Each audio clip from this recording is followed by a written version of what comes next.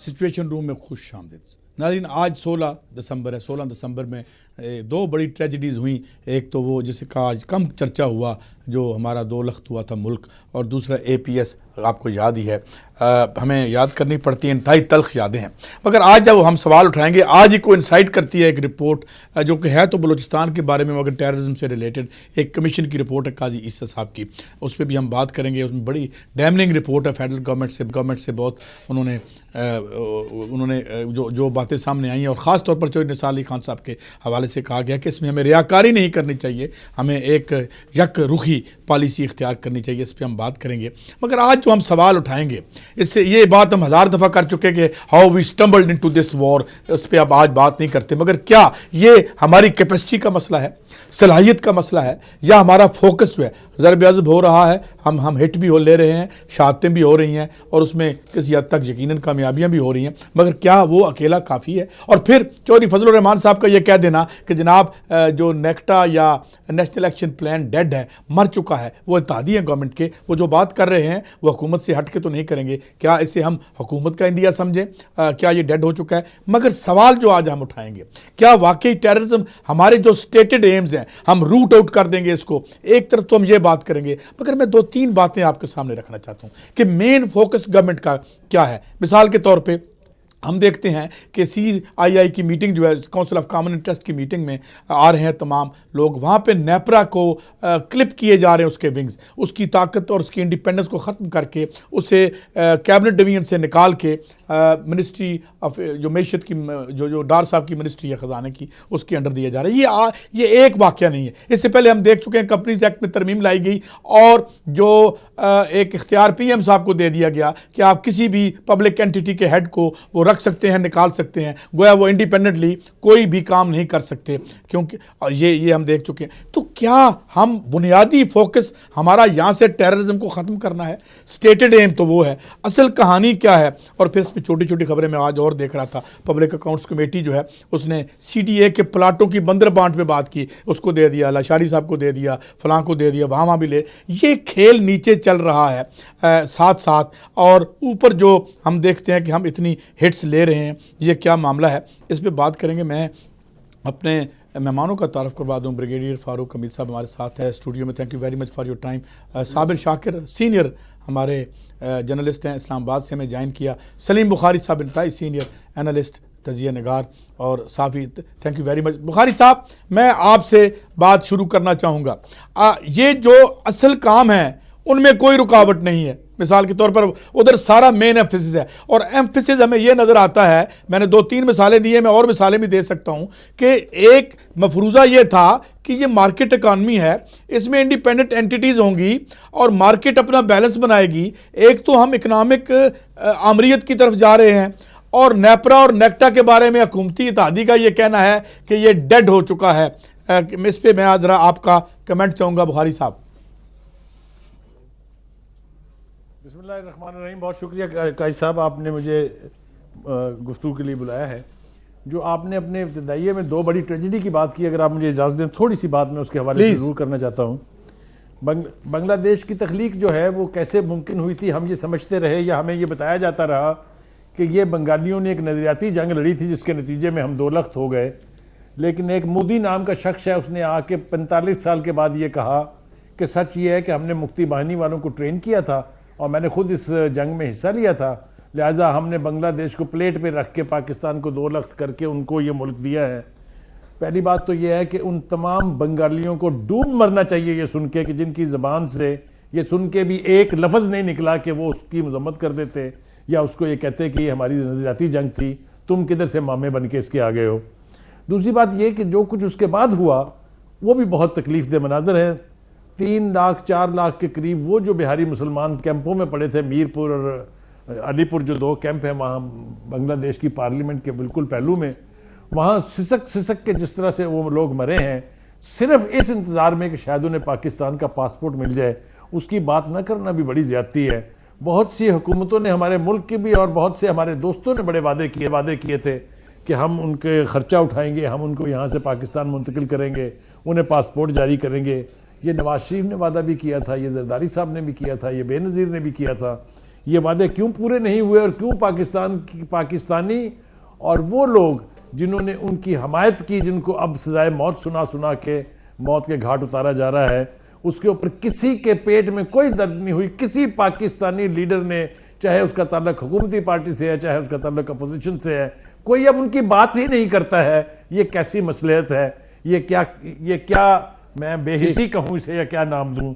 एक तो इस हवाले से मुझे ये बात करनी थी। दूसरी बड़ी ट्रेजेडी जो आज के हवाले से है वो ये कि APC के बच्चों के साथ टेररिस्ट ने जो कुछ किया, वो भी एक अपनी तारीख है जिसका कोई माजी में जिसकी कोई मिसाल नहीं मिलती, कि इतने बड़े बहादुर दुश्मन जो अपने आप को इतने बड़े अल्लाह के सिपाही कहते हों और वो जाके लड़े तो 5-5, 6-6 साल की उम्र से लेके 11-11, 14-14 साल की उम्र के बच्चों के साथ, और उनको उनके असातिज़ा के सामने इस रुथलेस तरीके से मौत के घाट उतार दें। ये किधर का इस्लाम है? ये कौन सा जहाद है? इसको क्या नाम दिया जा सकता है सिवाय इसके कि ये बुज़दिली की बदतर मिसाल है? और कैसे वो लोग अपने आप को मुसलमान कह सकते हैं जिन्होंने इतनी बड़ी तादाद में बच्चों को कत्ल किया हो? ये मंजर भी अपनी जगह है। तो ये दो ट्रेजेडी आज के दिन से, ये 16 दिसंबर कभी हम भूल नहीं सकते हैं। अब आ जाते हैं वो जो कोयटा के हवाले से इस रिपोर्ट का आपने जिक्र किया, ये भी आपने आज 3 इतने भारी भरकम, इतने गंभीर मसले इकट्ठे कर दिए हैं कि मुझे समझ में नहीं आती हम कैसे इसके ऊपर बात कर पाएंगे। लेकिन मैं जितनी मुझ में हिम्मत है मैं कोशिश करता हूं। उस रिपोर्ट की अगर आप जिस्ट देखें तो वो ये है कि हुकूमती सतह की नाअहली की वजह से बहुत से ऐसे काम है जिसमें लोगों की जानें जा रही हैं, जिसमें बहुत बड़े बड़े स्टेक्स हैं, और हमें कोई शवाहद ऐसे नहीं मिलते कि हुकूमत उसके बारे में कुछ कर रही हो या तेजी से इकदाम। बुखारी साहब विल है आप नाअहली का लफ्ज इस्तेमाल कर रहे हैं। मैं ये सोचने पे मजबूर हो रहा हूं कि विल ही नहीं। आप जहां विल होती है वहां नाअहली नहीं होती। अगर विल हो तो हर काम हो जाता है। आप देखिए गवादर तो बन रहा है जो नामुमकिनात में से है। मैं वहां से होके आज ही वापस आया हूं वहां से। वो भी एक मिशन इम्पॉसिबल है जिसको हमें कंप्लीट करने जा रहे हैं। लेकिन हम गवर्नेंस की तरफ आ जाए तो हमारी जबानें चुप हो जाती हैं, हमारा ट्रैक रिकॉर्ड इतना बुरा हो जाता है। ठीक है। और जब तक गवर्नेंस नहीं होगी ना मुल्क तरक्की करेगा ना कोई। मैं बुखारी साहब बात को आगे बढ़ाता हूं और दोबारा वापस भी आऊंगा आपकी तरफ, मगर ब्रिगेडियर साहब जो बड़ी इन्होंने 3 बड़े जो खोल के रख दिए बुखारी साहब ने 3 बातें, मगर मेरा जो आपसे सवाल है वो ये है कि क्या वाकई जो एक बुनियादी तौर पे एम्स हमें बताए जाते हैं वही एम्स हैं? अगर हम इनके अमाल देखें, काम देखें, तो यूँ लगता है कि जैसे रियासती जो ज़राए हैं उनकी बंदर बांट का खेल जारी है।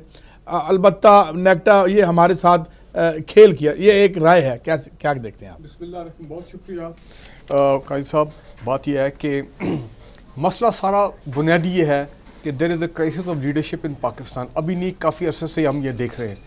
और ईस्ट पाकिस्तान जो भी हमसे अलहदा किया गया उस वक्त भी एक there was a crisis of leadership, और हम उसी दहाइयों से उस तरह गुजर रहे हैं पाकिस्तान को बचाने के लिए। मेरा ख्याल है बेसिक प्रॉब्लम इस वक्त पाकिस्तान में आज ये है कि पाकिस्तानी अवाम का जो एतमाद और ट्रस्ट है उनके हुक्मरानों में, मैं उनको लीडर तो मानता ही नहीं हूँ, ना वो लीडर हैं ना उनमें वो लीडरशिप क्वालिटीज़ हैं, वो एतमाद और ट्रस्ट जो है वो उठ चुका है।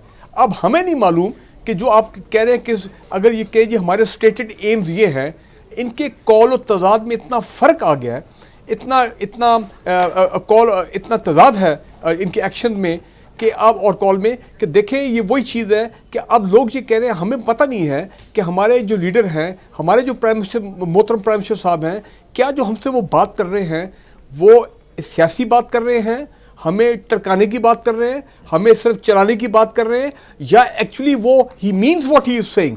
ये एक शक पैदा हो गया और ये बड़ा ख़तरनाक है कि जब आवाम में और हुक्मरान में ये लैक ऑफ ट्रस्ट पैदा हो जाए तो फिर किसी को पता नहीं होता कि जी ये सच बोल रहे हैं ये नहीं बोल रहे, और वो फिर ये समझते हैं कि पता नहीं हमसे हकायक जो है वो छुपाई जा रहे हैं। अब तो हर जो बयान आएगा, देखें ना मोहतरम प्राइम मिनिस्टर साहब ने चंद दिन पहले ये कहा कि बिल्कुल हम दहशतगर्दी, तर्जमा कैसे करें जो कहा गया वो सियासी बयान था, इसका मतलब क्या है? देखें वो सियासी बयान का मतलब है should not take it as stated. Number 1, it should not be taken seriously. सियासत में आपको पता है गलत बयानी भी चलती है, कई दफे चले आप सही बात भी कर लेते हैं, तो उसमें लोगों को शक ही रहेगा कि भाई ये सही बात कर रहे हैं, गलत बात कर रहे हैं, क्या कर रहे हैं। एक ऐसा काम या पेशा है अब जिसमें जो आज के सियासतदानों ने ये बावर हमें करवा दिया है कि हम जो बात कहते हैं आप संजीदगी से ना। एग्जैक्टली कि उसको क्या आवाम सीरियसली ले, संजीदगी से ले या नहीं। एक तो ये बात, दूसरा आप तो लिहाजा अब अगर वो कहते हैं कि जी प्राइम मिनिस्टर साहब कि हम दहशतगर्दी को जड़ से निकाल फेंकेंगे, मैं ये समझता हूँ ये वो रवायती बयानात हैं जो ये पहले भी देते रहे,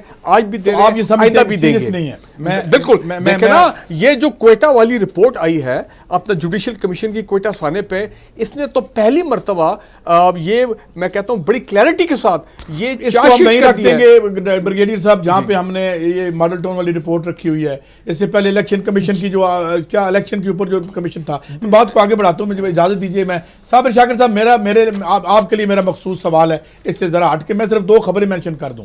स्टेट बैंक से पूछा, आप इस्लामाबाद में बैठे हैं, स्टेट बैंक से पूछा गया कर्जे जिन्होंने लिए हैं उनके नाम बताओ, तो उन्होंने पहले इनकार किया। जब शोर हुआ तो उन्होंने कहा नहीं ये डिटेल्स ले लें, मगर हम आपको इन लोगों के नाम नहीं बता सकते क्योंकि जो स्टेट जो है कंपनीज एक्ट का 33A और 92 का जो कानून हमने बनाया था, हम नाम नहीं बताएंगे, अलबत्ता कर्जों की फिर तफसील दे देते हैं। एक बात, नेपरा का CII जो काउंसिल ऑफ कॉमन इंटरेस्ट में उसको इंडिपेंडेंट इदारे की बजाय उसके अंडर दिया जा रहा है, आप कैसे देखते हैं? अच्छा, एक और खबर शेयर कर लूं, एक और कमीशन बना हुआ है। हम उनसे पूछते हैं यार ये जो आप ट्रेन वेरेन चला रहे हैं हमारे पैसों से, तो इसकी क्या है तफसील, ठेका कहाँ, किसने लिया, बिडिंग कहाँ पे हुई, कितने? वो कहते हैं ये एक कौमी राज है जो कि एक चाइनीज बैंक और हमारे दरमियान है, पैसे ये क्या है? What is this way of governance जनाब साबिर शाकिर साहब?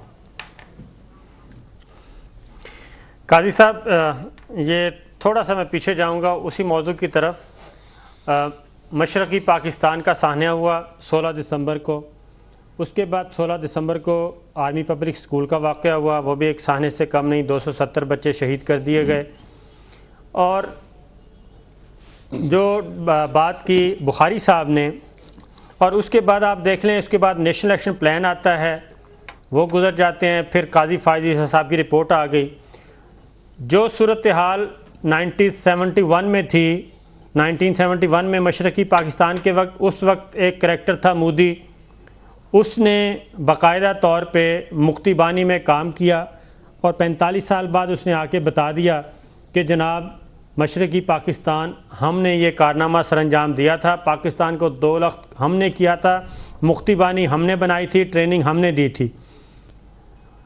अब आप देख लें कि वही सिचुएशन इस वक्त पाकिस्तान में इस वक्त भी मौजूद है। कुलभूषण जादेव पकड़ा जाता है और वो बताता है कि बलूचिस्तान और सिंध, कराची, इन 2 को डिस्टेबल करना, यहाँ पे दहशतगर्दी, यहाँ पे ट्रेनिंग, ये मेरे ज़िम्मे था। मैं रॉ का एजेंट, रॉ का ऑफिसर हूँ, रॉ के लिए काम करता हूँ, मेरे ज़िम्मे ये था। हम ना उस वक्त की पॉलिटिकल लीडरशिप ने, जब शेख मुजीब को पकड़ा गया और जब पता चला कि जनाब अगरतला साजिश केस हो रही है, उसमें पकड़ा गया, लेकिन उस वक्त की पॉलिटिकल लीडरशिप ने भी आंखें बंद की और उसको छुड़वा दिया गया, रिहा करवाया गया, और उसके बाद उसने मुक्ति बानी से मिलकर जो कुछ किया वो हमारे सामने है। इसी तरीके से आज भी कुलभूषण जादेव को पॉलिटिकल लीडरशिप ऑन नहीं कर रही। अल्ताफ हुसैन ने जो कुछ कहा, साबिर शाकिर साहब आप रिपोर्टर भी हैं, इसकी वजह क्या है? आप तो उसकी वजह यह है कि हमारा जो मजमूई मिजाज है वो ऐसा है ही नहीं कि हम कोई अच्छा काम कर सकें। पॉलिटिकल लीडरशिप वोट्स ज़रूर लेती है, हुकूमतें बनाती है और सारे काम सिर्फ़ और सिर्फ अपनी हुकूमत के लिए। आपने कहा वही चीज़ जो आप आगे चल के मैं आपको बता रहा हूँ कि अब आप आ जाए स्टेट बैंक पे, नेपरा पे, ऑरेंज ट्रेन पे, जो चीज़ें हैं ना खाबे की, उधर तो हमें कोई एतराज़ नहीं है, वो तो सारे काम हम समेट के रखेंगे, लेकिन जहाँ पे इन्वेस्ट करना है आवाम के लिए। अब काजी फायज़ ईसा साहब की रिपोर्ट है, उसमें कहा गया कि नेक्टा को फ़ाल नहीं किया गया। नेक्टा को फ़ाल करने के लिए पैसे देने थे जनाब फिक्र बता दें क्या दिए हैं पैसे, फिक्र तो आपको तो पता होगी। वो इस वक्त इस साल दिए हैं सर 1.25 बिलियन है या कितना, 1 कुछ अरब, वो भी इस साल दिया है। पिछले 3 साल उन्होंने कुछ नहीं दिए। इस दौरान वज़ीर दाखिला के और चौधरी वज़ीर ख़जाना के ताल्लुकात भी कशीदा रहे, वज़ीर आज़म साहब के साथ भी उनकी नाराज़ी चलती रही, लेकिन नेक्टा को फ़ाल नहीं किया गया। एक जॉइंट हेडक्वार्टर बनाना था, जॉइंट डायरेक्टोरेट बनाना था इंफॉर्मेशन शेयरिंग के लिए, वो नहीं बनाया गया इसलिए कि पैसे नहीं थे। पैसे ऑरेंज ट्रेन के लिए पैसे मौजूद हैं, मेट्रो के लिए पैसे मौजूद हैं, IPPs को देने के लिए पैसे मौजूद हैं, लेकिन जहाँ पे सिक्योरिटी इश्यूज आते हैं वहाँ पे पैसे नहीं हैं।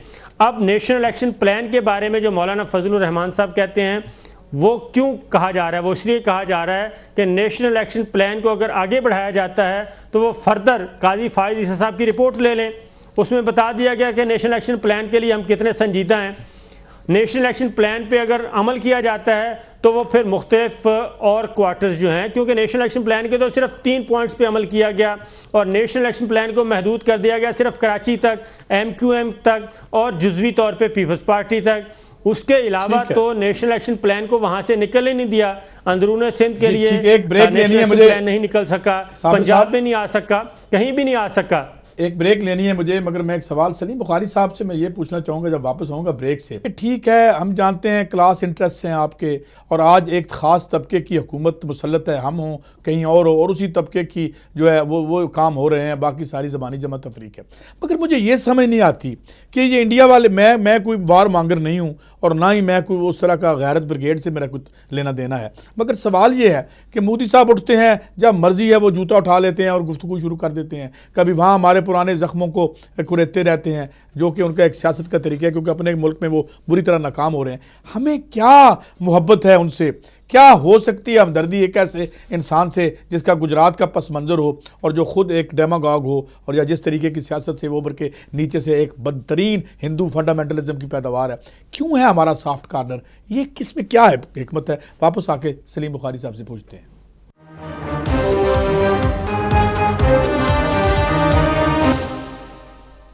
वेलकम बैक जनाब। बुखारी साहब, मुख्तसरन गुजारिश करता हूँ, बड़े बड़े अच्छे लोग हैं इंडिया में, अरुंधति रॉय को मैं देखता हूँ, कुलदीप नायर को देखता हूँ, बरखत दत्त, वो जो नैरो नेशनल लिमिट से उठ के बात करते हैं, इंसान की बात करते हैं, इस्तेसाल की हम उन्हें अप्रिशिएट भी करते हैं। Why these Modi's and in लोगों को तो खुद उनके लोग नहीं सपोर्ट करना पसंद करते जितने कोई डिसेंट लोग हमें नज़र आते हैं। हमें क्या प्रॉब्लम है जनाब बुखारी साहब? देखिए, फिर आपने एक बहुत ही सेंसिटिव मसला छेड़ दिया है।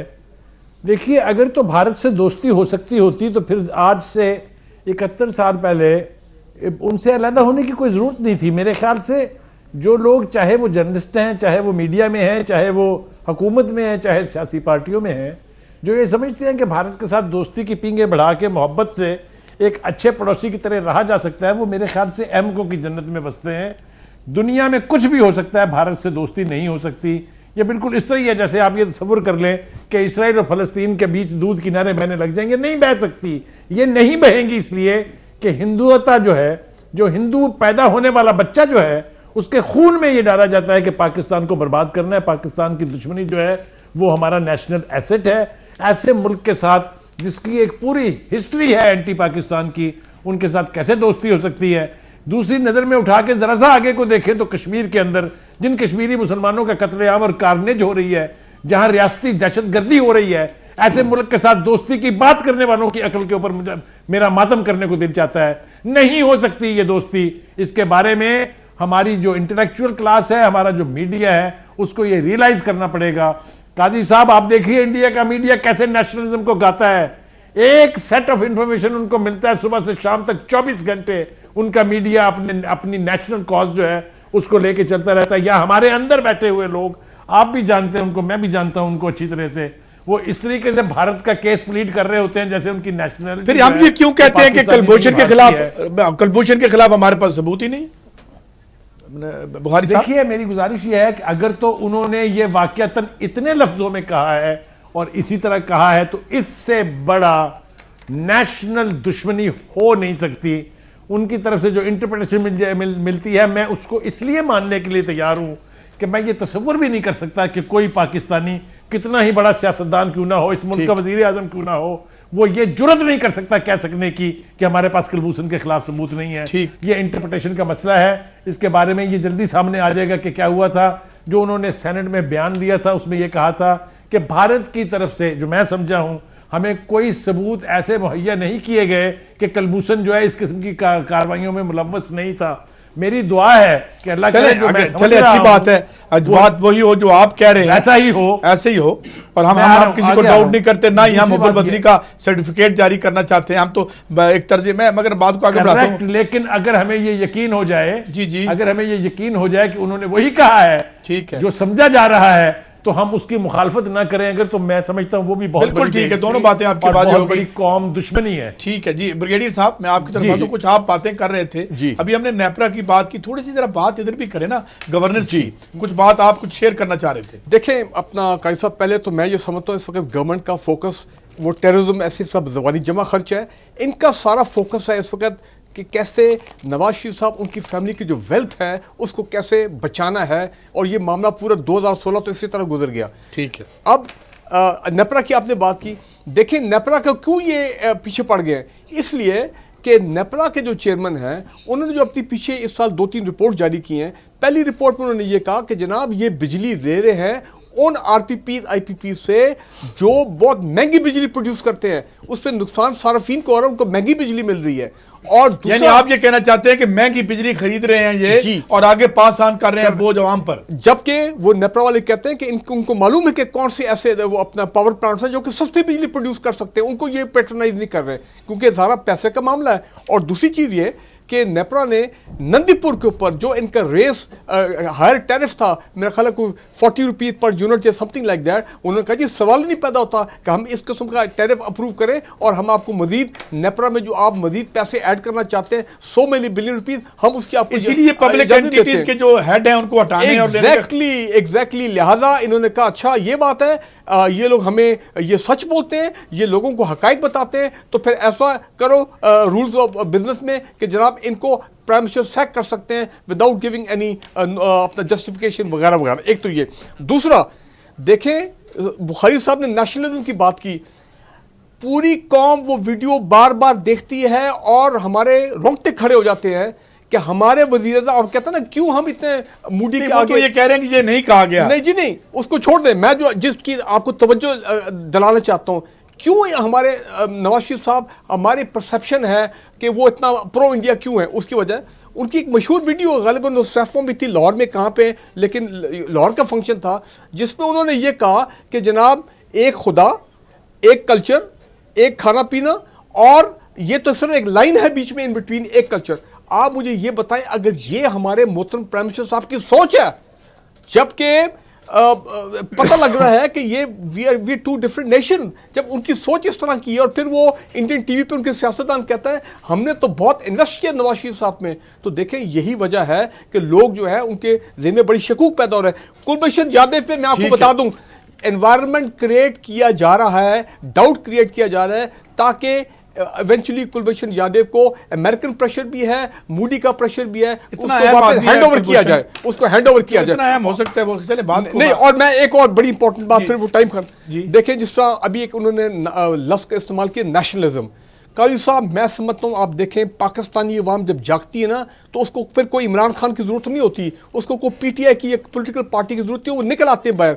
भक्कर में जी ये कतरी शहजादे आए, इनके खिलाफ पाकिस्तानी वहाँ के लोकल निकल आए, उन्होंने कहा कि तुम एक तो ये खत देते हो एक करप्ट लीडरशिप को, उसके बाद हमारी ज़मीनें ख़राब करते हो, तिलोर हमारे मारते हो, गेट आउट।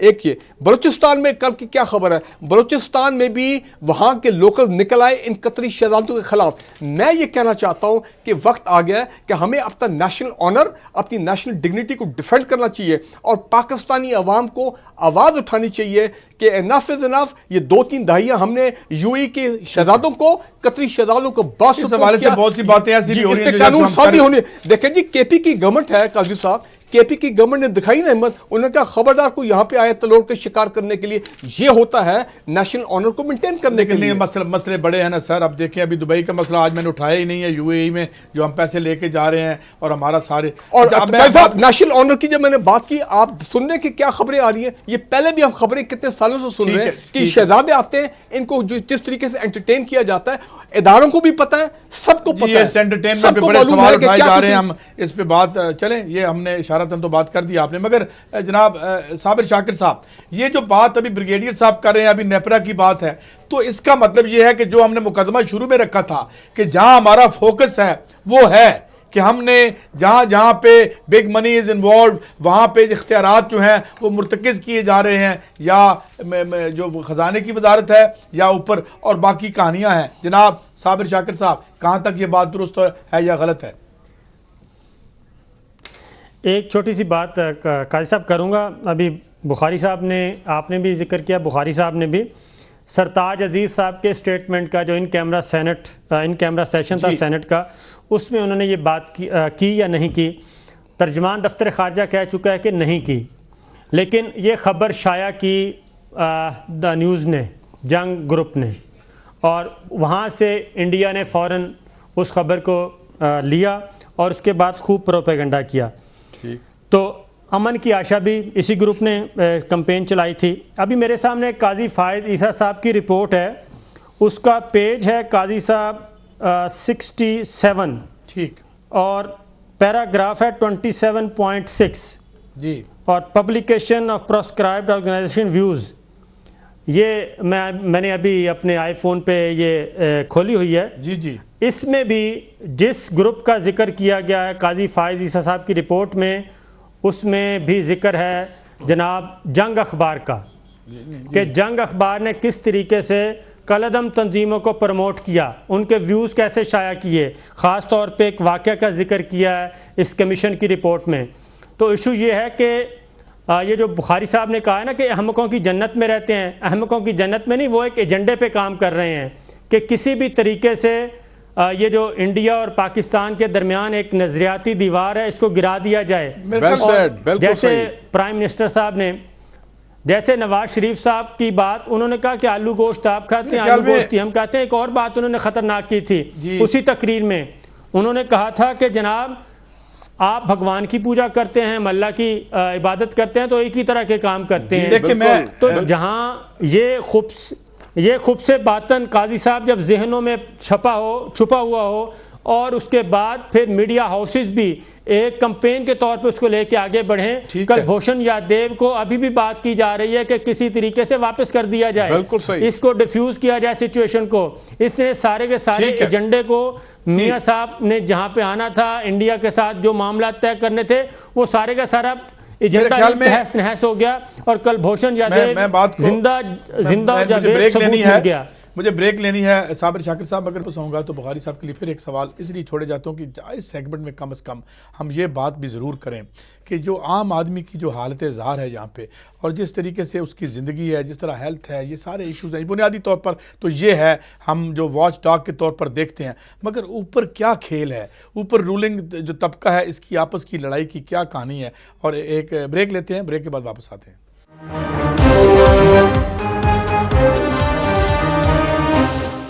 सनलाइट से मिले लीमू की ताकत और ढेरों गुलाबों की खुशबू, कपड़ों के लिए महकती सफाई, अब दस्तयाब है सिर्फ 10 रुपए में।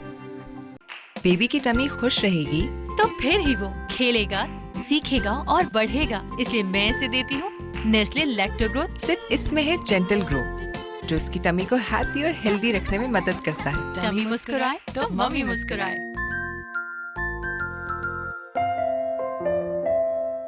ओसाका लाया बैटरी के साथ कार।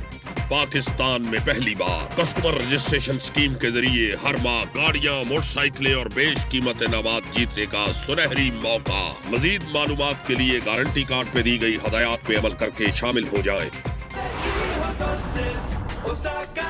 ड्यूराफोम लग्जरी और ड्यूरा स्प्रिंग, सबसे जानदार, सबसे पायदार। याद रखें, आप भी मैट्रेस खरीदने से पहले ड्यूराफोम प्राइस चैलेंज आजमा लें। ड्यूराफोम, सबसे ज्यादा खूबियाँ, सबसे बेहतर कीमत। लो, ये कहाँ गया रिकी? दादी, ये लो आपके 10 रुपए। कोई बात नहीं, 10 रुपए के सर्फ एक्सेल से ये सारे दाग साफ हो जाएंगे। हाफ टाइम में दाग निकलेंगे, वो भी सिर्फ 10 रुपए में। Surf Excel. काम काम काम, दिन रात करें हम काम, जब काम से थक जाए तो खूब करे आराम, आराम काहे ना। Diamond supreme foam, supreme number 1 quality foam. Baby की टमी खुश रहेगी तो फिर ही वो खेलेगा, सीखेगा और बढ़ेगा, इसलिए मैं इसे देती हूँ नेस्ले लैक्टोग्रोथ। सिर्फ इसमें है जेंटल ग्रो, जो उसकी टमी को हैप्पी और हेल्दी रखने में मदद करता है। टमी मुस्कुराए तो मम्मी मुस्कुराए। ड्यूराफोम लग्जरी और ड्यूरा स्प्रिंग, सबसे जानदार, सबसे पायदार। याद रखें, आप भी मैट्रेस खरीदने से पहले ड्यूराफोम प्राइस चैलेंज आजमा लें। ड्यूराफोम, सबसे ज्यादा खूबियां, सबसे बेहतर कीमत।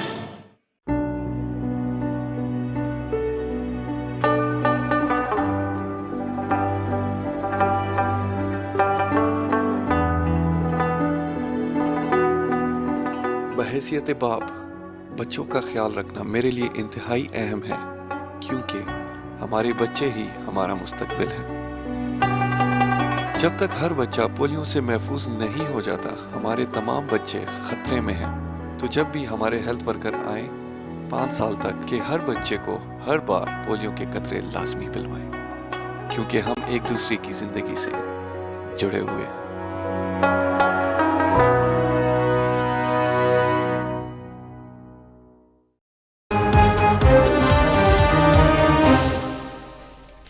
Welcome back. बुखारी साहब, मैं अब सोशल एस्पेक्ट पे आपका टेक चाहूँगा।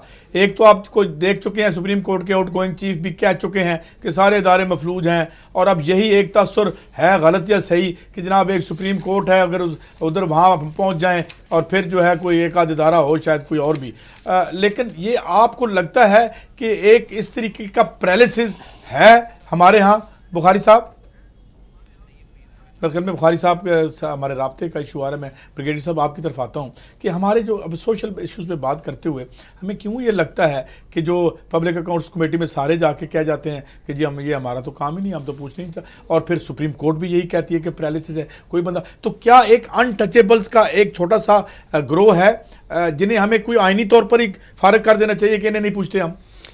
भाई साहब, ये बड़ी ट्रेजेडी इस मुल्क के साथ कि ये जो करप्ट स्टेटस को माफिया है जो रूल कर रहा है मुल्क को कई सालों से, उन्होंने ग़ालिबन आपस में ये तय कर लिया कि हमने पाकिस्तान के वसाइल, पाकिस्तान की वेल्थ और रिसोर्सेज पे कब्जा कायम रखना है और इत्तेसाब एक दूसरे का नहीं होने देना, बड़े लोगों तक हाथ नहीं पहुँचने देना। ठीक है ना? यही वजह है कि जो इदारे हैं इत्तेसाब के, वो आपके उस लिहाज से गैर फाल हैं। छोटे लोगों को तो पकड़ रहे हैं, कोई डिप्टी मैनेजर हो गया, कोई ग्रेड 18 का आदमी हो गया, लेकिन बड़े लोगों को वो हाथ जो है वो नहीं डालेंगे, उनको हाथ डालते कैसे बनेगी? अगर ये तासुर है ब्रिगेडियर साहब, आप कहते हैं रिट कायम करनी है, अब अकेले फौज तो रिट कैसे रिट कायम करेगी? जितनी मर्जी हिट ले लें, शातें हो जाएं, फतह बंद भी हम हो जाएं, अगर ये बाकी रियासत का मेरा ख्याल है कायद साहब, टू बी वेरी ऑनेस्ट, मैं समझता हूँ जो हमारे सिक्योरिटी इदारे हैं वो भी इस बात को समझ गए हैं। देखें ना, जनरल रहील शरीफ के वक्त पे 2016 में और 15 में बड़ा प्रेशर जनरेट किया गया था कि ये करप्शन और दहशतगर्दी के खिलाफ जो लिंक है इसको तोड़ा जाए, और जो फैसिलिटेटर हैं, बड़े बड़े लोग हैं, वो भी चले गए, लेकिन वो हुआ नहीं। लेकिन आपकी बात सही है, वो एक अनफिनिश्ड एजेंडा है, वो इन्होंने इस माफिया ने नहीं होने दिया, क्योंकि ये सारे गैंगअप हो गए, सब इकट्ठे हो गए, और उन्होंने जारी बात है extension of the national action plan इन्होंने नहीं होने दिया। तो अब इस नेक्सस को, ये जो माफिया में आपस में नेक्सस बनाया है, इसको तोड़ना बड़ा मुश्किल है। मेरा ख्याल है सुप्रीम कोर्ट अभी भी आवाम ही तोड़ सकते हैं। मैं अभी भी सोचता हूं कि सुप्रीम कोर्ट बिल्कुल, हम मायूस नहीं हुए, हम अभी भी समझते हैं कि ऑनरेबल सुप्रीम कोर्ट जो है ये पाकिस्तान के लार्जर इंटरेस्ट में पाकिस्तान की अवाम की मदद को आएगी, एक ये, और दूसरा फिर ये है कि अवाम ही रह गए हैं। और इस बात को मैं आता हूँ साबिर शाकिर साहब, जब इतने बड़े जो लोग हैं वो खुद ही इतने बड़े रियासती इदारों पर सवालिया निशान, तकारीर चाहे नेशनल असम्बली में हो चाहे कहीं और हो, सवालिया निशान खड़े कर देते हैं, अवाम किसकी तरफ देखें साबिर शाकिर साहब? सर, अवाम किसकी तरफ देखे? अवाम ने तो इन्हीं मुक़्तदर इदारों की तरफ देखना है, और सुप्रीम कोर्ट की तरफ, पार्लियामेंट की तरफ, और अफवाज पाकिस्तान की तरफ, जो इदारे इस वक्त फ़ाल हैं और जो ताकतवर समझे जाते हैं उनकी तरफ देखा जाता है। पार्लियामेंट में आपने देखा कि बात हो रही थी कि जी वो सियासी बात थी। हम तो काजी साहब, मैं पॉलिटिकल साइंस का स्टूडेंट हूँ, तकरीबन पिछले 25 साल से पॉलिटिकल साइंस पढ़ रहा हूँ। पॉलिटिक्स का मतलब तो जो हमने किताबों में पढ़ा वो था अमूरे ममलिकत को चलाना, इसको कहते हैं सियासत। उमूर हुकूमत चलाना, इसको सियासत कहते हैं, पॉलिटिक्स कहते हैं, पॉलिटिक्स का लफ्ज़ी तर्जमा। लेकिन आजकल इन्होंने ये बना दिया है कि झूठ बोलने को सियासत कहते हैं। और सुप्रीम कोर्ट में अटॉर्नी जनरल ने और उसके बाद मियाँ साहब के वकील ने साफ़ तौर पे कह दिया कि नवाज़ शरीफ साहब ने जो बात की थी वो सियासी थी, मतलब था कि वो झूठ था, उस पर यकीन ना किया जाए, वो सीरियस बात नहीं थी। लेकिन जब वही बात पार्लियामेंट में आती है, तहरीक इस्तेहकाक पेश की जाती है कि जनाब वज़ीर आज़म साहब आके वजाहत करें, तो स्पीकर साहब उसी बात को, उसी तहरीक को अपने चैम्बर में किल कर देते हैं, उसको आगे आने ही नहीं देते कि जनाब ये मामला सुप्रीम कोर्ट में है, सब जुडिस है। तो मामला यह है कि हम सच बोलने के लिए तैयार नहीं हैं और एक झूठ को छुपाने के लिए हम सैकड़ों नहीं हज़ारों झूठ बोल रहे हैं। पनामा स्कैंडल हमारे सामने है।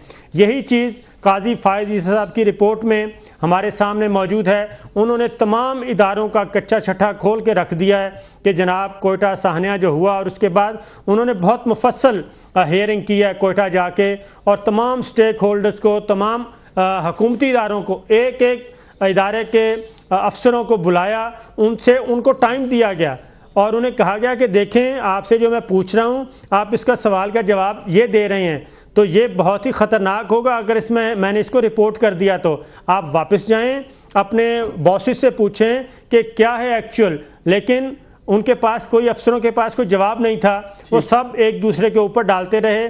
ना इंटेलिजेंस इदारों की आपस में कोऑर्डिनेशन, ना कानून नाफज करने वाले इदारों की आपस में कोऑर्डिनेशन, और ये बदनज़मी, बैड गवर्नेंस हर जगह पे, हर जगह मौजूद है। इसलिए अवाम तो इन सब से हो चुके हैं मायूस।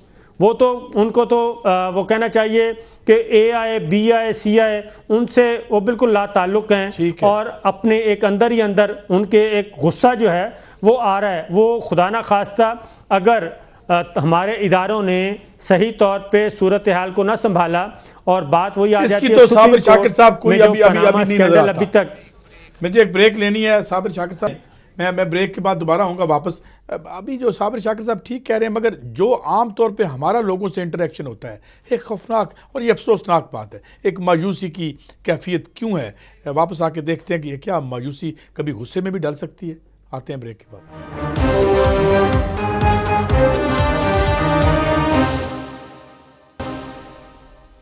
Welcome back. बुखारी साहब से हमारा राब्ता बहाल हुआ था, मगर फिर मुझे लगा है कि कुछ इशू आ गया है। जनाब साबिर शाकिर साहब, ये जो बात कर रहे हैं ब्रिगेडियर साहब के बहुत ज़्यादा मायूसी है, और ये मायूसी सिर्फ सुप्रीम कोर्ट के आउटगोइंग चीफ जस्टिस साहब नहीं, अवाम एट लार्ज भी शेयर कर रहे हैं। तो ये क्या कैफियत है? क्या ये एक for all times to come हम इस डिप्रेशन में रहेंगे, या आपको कुछ और नज़र आता है साबिर शाकिर साहब? चीफ़ जस्टिस अनवर ज़हीर जमाली साहब ने बात की है, वो जब से चीफ़ जस्टिस बने हैं वो इस तरह की बातें उन्होंने काफ़ी की हैं। लेकिन पता नहीं अब इसमें क्या हुआ है। जब उनके पास केस आया पनामा स्कैंडल का, तो उन्हें दिलेरी से उसका फ़ैसला करना चाहिए था, लेकिन वो फ़ैसला नहीं कर पाए और वो मामला अगले चीफ़ जस्टिस के सुपुर्द करके चले गए। मेरा ख़्याल है, मुझे जो लगता है कि जो करप्ट माफिया है और माफियाज जहाँ जहाँ बैठे हैं इस मुल्क के, वो इतने तगड़े हो गए हैं कि वो सिस्टम को भी उन्होंने यरगमाल बनाया हुआ है। और चीफ़ जस्टिस अनवर ज़हीर जमाली साहब ये सारी बातें तस्लीम करते रहे पिछले 1.5 साल से। वो ये तस्लीम कर रहे हैं कि कैसे कैसे इदारे गैर फ़ाल हो गए, FPR काम नहीं कर रहा, FIA काम नहीं कर रहा, NAB काम नहीं कर रहा, कानून नाफज करने वाले इदारे काम नहीं कर रहे। लेकिन जब वही चीज़, करप्शन का बहुत बड़ा स्कैंडल उनके सामने आया और बहुत सारी चीज़ें, मैं साबिर भाई मैं एक मिनट के लिए आपको रोकूंगा, क्योंकि हमें बार बार प्रॉब्लम, माफ़ी चाहता हूँ बुखारी साहब, जो सवाल मैं आपसे बार बार इशू आ रहा है, मगर मैं यही सवाल आपसे पूछता हूँ जो छोड़ के गया था। मायूसी की एक कैफियत है, आउट गोइंग चीफ साहब भी यही कहते हैं, पैरालिसिस है, मफलूज हैं, तो फिर क्या होगा? क्या कोई रास्ता है बुखारी साहब? जी रास्ता है, आपको मैं तारीख के हवाले दे सकता हूँ। आप जितने मैनकाइंड के रेवोल्यूशन हैं वो देख लीजिए, जब कभी भी हुकूमतें नाकाम होती हैं, जब कभी भी गवर्नेंस अपने सब जीरो लेवल पे चली जाती है, तभी इनकलाब आते हैं। आपको याद होगा रिसेंट जो हिस्ट्री है, फ्रेंच रेवोल्यूशन आप देख लें, गोश्त के एक टुकड़े पर झपटने से गरीब के ऊपर तशद्दुद से शुरू हुआ था, और फिर आपने देखा कि वहां पर क्या हुआ, वहां की मलका को उसी के महल के ऊपर फांसी दे दी गई और इनकलाब आ गया। जब ये गवर्नेंस नाकाम हो जाती है, जब हुकूमतें या तो अपने जाती मुफादात में इस हद तक आगे चली जाती हैं कि लोगों का एहसास उन्हें नहीं रहता, या अवाम फिर इतने भपड़ जाते हैं अपने हकूक के लिए कि वो फिर उनसे अपना हक छीनने के लिए निकल पड़ते हैं। इस सूरत हाल से इनको सबक सीखने चाहिए, तारीख के हवाले मौजूद हैं। अगर इन्होंने अपनी हुकूमत को बेहतर करना है, अगर इन्होंने अवाम की नुमाइंदगी का हक अदा करना है, तो इन्हें अवाम के मसाइल हल करना पड़ेंगे। इन्हें अपने इतने बड़े प्रोजेक्ट्स जो हैं वो सब उसी वक्त अच्छे दिखाई देते हैं जब एक आम आदमी का, जो सड़क पर चलने वाला आदमी है, उसके मसले हल हों। इस वक्त उसके लिए कोई नहीं सोच रहा है, किसी के पास वक्त नहीं है उसके लिए, और गवर्नेंस जो है वो अपने इतनी सब जीरो लेवल पर है कि मुल्क कैसे चल रहा है लोग हैरान होते हैं। मेरे ख्याल से अब वक्त आ गया है कि इसका अहाता वो या तो खुद कर लें या फिर लोग उन्हें करवा देंगे। लोगों के करवाने की सूरत में बहुत ही खौफनाक मंजरनामा होता है। आपको और रीसेंट मिसाल देता चलो, ईरानियन रेवोल्यूशन आपके सामने है।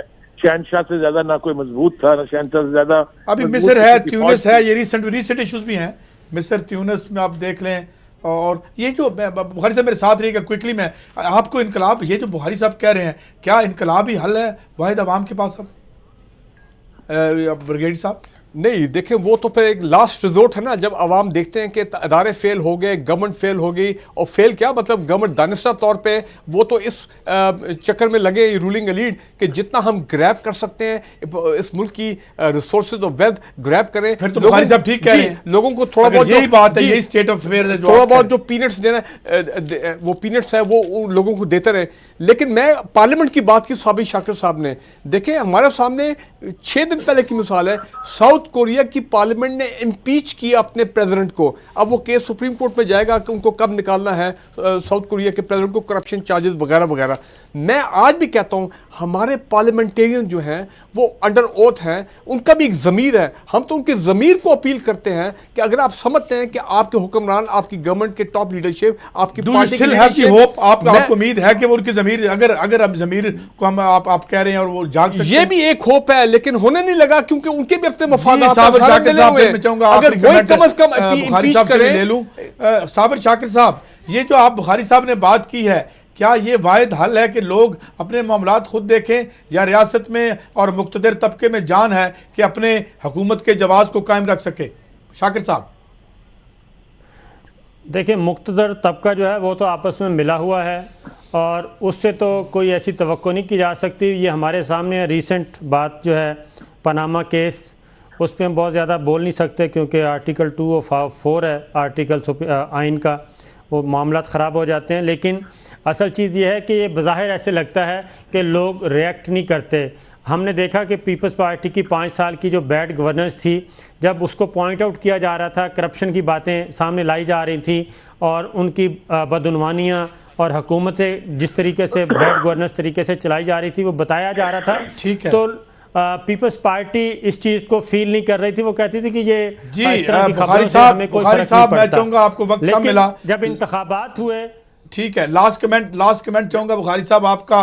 We should have some hope, इस प्रोग्राम के आखिर में कोई होप तो दे जाएं लोगों को हम। बुखारी साहब करूं आपसे, मैंने जो बयान दिया था मैं उसकी थोड़ी सी अगर आप एक लम्हे की वजाहत सिर्फ दे दूं मैं, ये जो हम देखते हैं कि जी फलां जगह डाकू इमाम ने पकड़ लिए, और फिर वो जो पब्लिक जस्टिस जो होता है ना, वो बड़ी खौफनाक चीज का नाम है।